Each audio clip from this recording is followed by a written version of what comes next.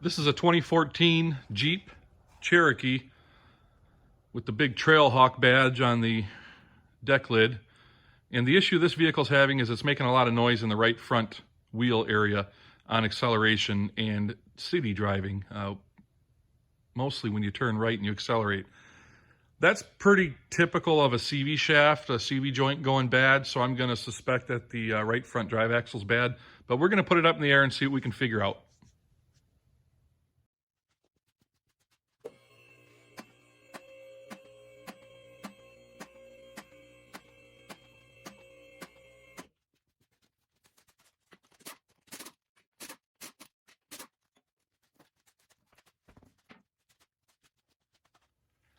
So with the tire out of the way, it took exactly 1.2 seconds to see the problem here. And you can see right here, the boot is torn. Let me zoom you guys in.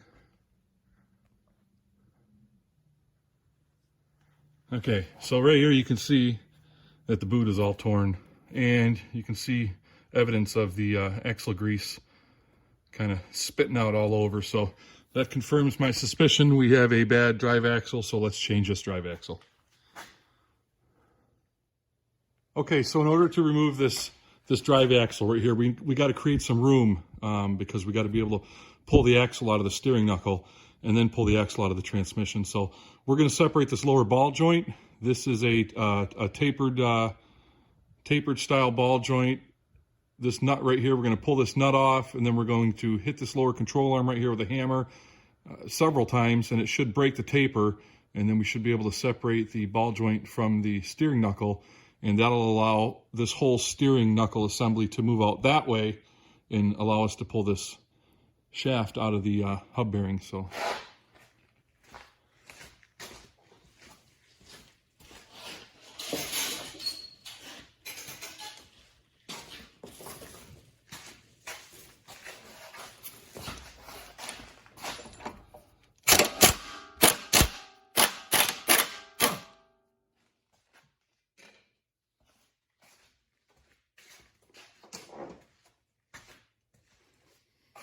it's important when hitting this to try to only hit the control arm. You don't really want to beat up on the ball joint or the threaded part of the stem. You'll ruin it.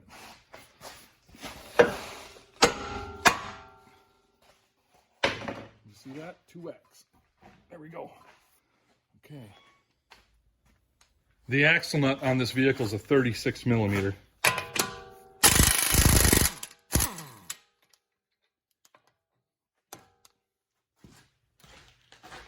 I'm going to use a pry bar. There's a hole in the control arm right here. And I'm going to use a pry bar to separate the control arm from the ball joint.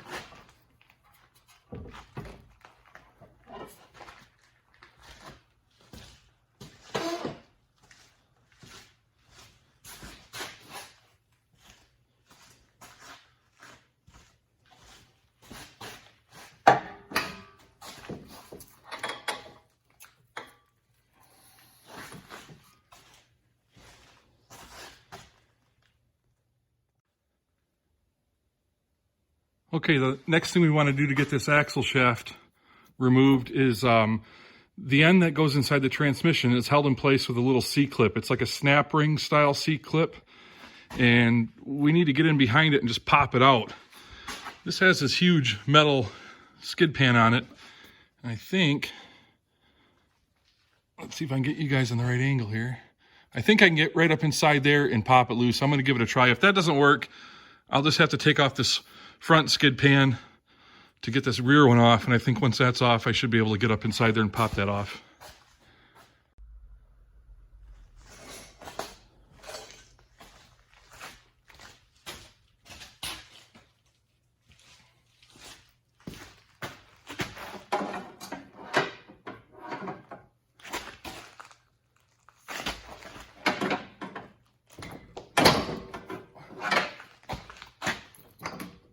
Did it.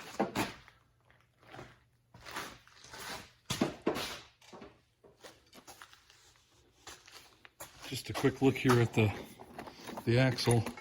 Oh, it's stuck. It won't even straighten out now. So here's the good end right here. You can see how that works.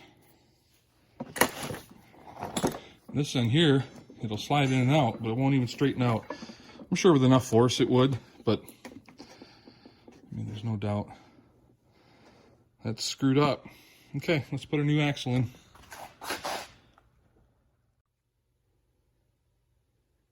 So when you install the axle into the transmission, this is the little clip right here that actually kind of locks the end of the axle into the transmission.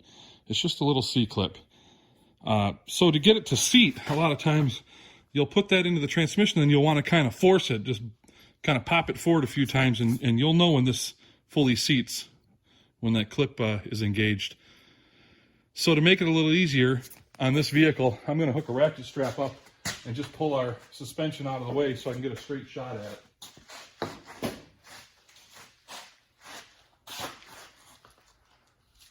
If you've got a helper, just have your helper pull it back, but I don't have a helper, I work by myself.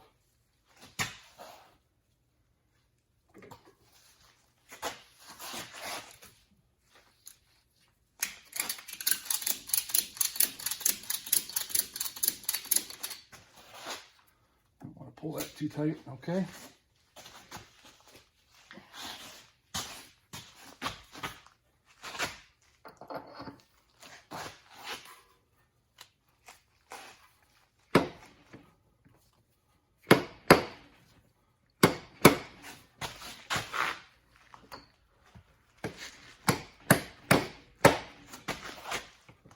Okay, I know I totally blocked you guys, but let me show you.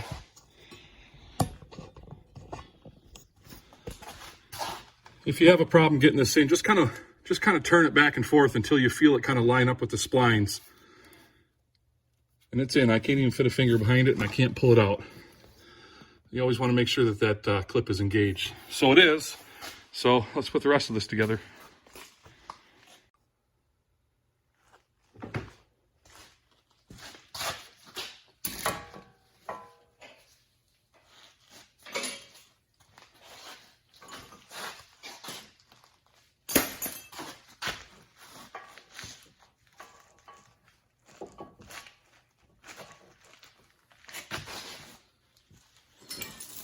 And the most common technique I use for pulling down control arms is I just use a little piece of chain and a pry bar.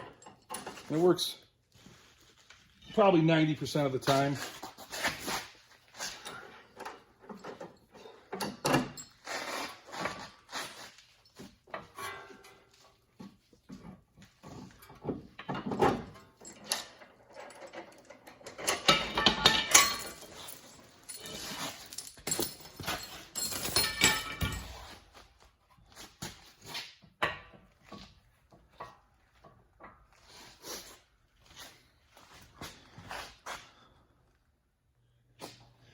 Okay, continuing on with this. Some of you guys might see that we're not on the blue lift anymore. We're on the red lift now. It's been a few days since the last video segment. I'll explain at the end of the video if you're interested. Let's finish this up. I like to run the axle nuts in with a electric ratchet just to get them in snugged up, and then I'll tighten them with the torque wrench. Speeds things up a little bit.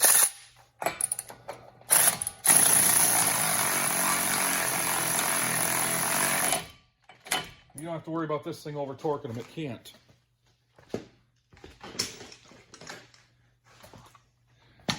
According to the book, 148 foot-pounds. Man, I normally put my pry bar between the lug nuts or the lug bolts, and I just realized the lug studs, wheel studs, we don't have them on this thing. Now we do. Let's see here.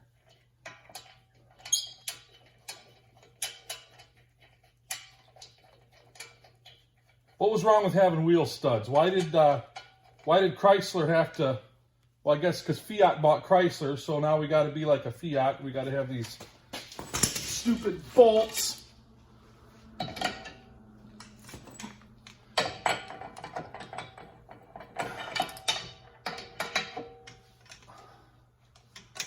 much.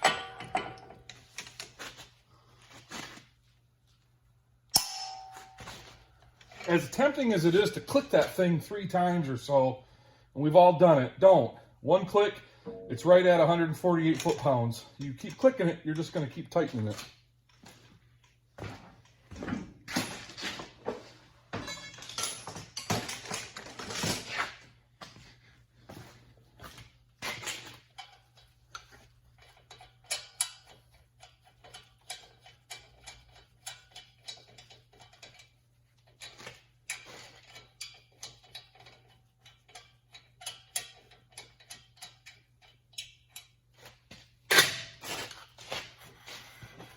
Okay, you can see how there's a little keyway in the axle shaft. Take a drift or a punch, or I'm going to use a pry bar that's made for hitting with a hammer, and just bend that nut down inside that, and that kind of locks the nut in place. It's called staking it.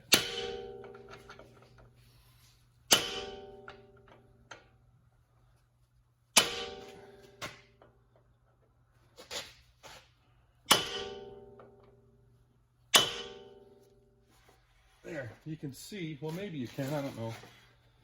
You can see how it kind of deformed the metal on the outer edge, and it just locks that nut into place. We'll do a little bit on the other side as well. I don't honestly think it's necessary. I've never seen one of these come loose that I've had apart, but as long as they're torqued properly.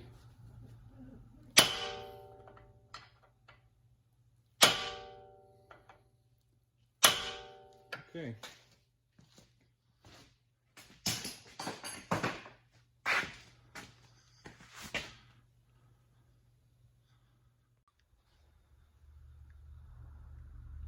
Okay, it's very important your dog watches this part of your repair.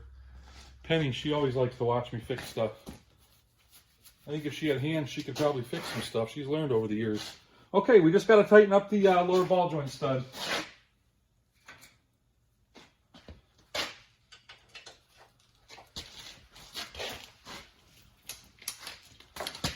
I got my air gun set to factory specs. We'll just tighten her up. There we go. So that's all there is to it. Replacing a CV shaft on a Jeep Cherokee is incredibly simple. With that being said, this is a Jeep Cherokee Trailhawk edition, which means upgraded suspension. It basically just means you're going to pay a lot of money for the parts that you would normally pay very little money for. To give you an example, the axle shaft that you saw me install, the first axle shaft, well, I guess the only axle shaft you saw me install, was like $120 aftermarket. But it was wrong. It didn't fit right here. I put it together and it looked like it fit, but when I went to put this nut on, I realized that you could spin this and the splines didn't mesh. So I took it back apart and I called AutoZone, is where that shaft came from. They said it's the correct shaft. I said, well, then send me the correct wheel bearing for this vehicle. So they did, and when I put the wheel bearing onto the shaft, it was also loose. So they had a packaging issue. Well, it turns out I wasn't able to find any aftermarket wheel or axle shaft for this Jeep because of the Trailhawk edition package, whatever you want to call it. So I called the dealership, and guess how much they wanted for this axle shaft? Well, guess how much I paid for this axle shaft? I mean, if you're not familiar with these, they're typically about $100 at a parts store. With my business account, I can sometimes buy them as cheap as $45. This replacement shaft that's on this Jeep, I had to buy from my local Chrysler dealer, and it was $900 with tax. It was $889 and some change. $900 for an axle shaft. That's a tough pill to swallow for the customer. How are you going to tell them, it's over $1,000 just to replace your axle shaft, just to fix your Jeep because your axle shaft wore out?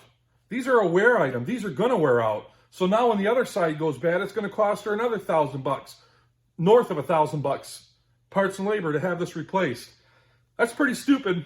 So to anybody that's thinking about buying a Jeep Cherokee, I really don't recommend you buy a Trailhawk, because I guarantee you this customer's not taking this vehicle on trails. And even if you had one that didn't have the Trailhawk suspension, you probably wouldn't notice the difference on the trails. Maybe you would. I doubt it. I really doubt it. Where you're going to notice the difference is every time you have to fix it, because everything's going to be more expensive. So that's my rant. It just seems ridiculous to spend $900 on something that I've bought my whole life. I mean, for the last 25 years, I've been replacing these things. And if I had to take an average on cost for a CV shaft, it's probably $100, maybe a little bit less, actually. No aftermarket for this. You can buy aftermarket if it doesn't have Trailhawk. No aftermarket for the Trailhawk suspension. Plan to spend $900 just on the part. With all that said, thanks for watching. If you found this video helpful, give me a thumbs up, hit subscribe, check out my other content. I appreciate the support.